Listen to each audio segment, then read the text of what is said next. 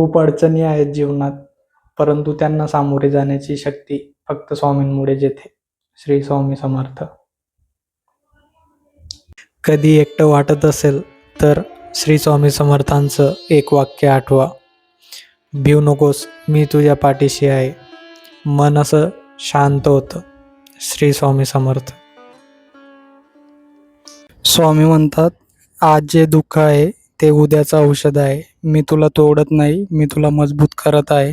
श्री स्वामी समर्थ. स्वामी म्हणतात, दुसऱ्याचं ऐका, पण आचारात आणण्यापूर्वी त्याला आपल्या बुद्धीच्या कसोटीवर तोला.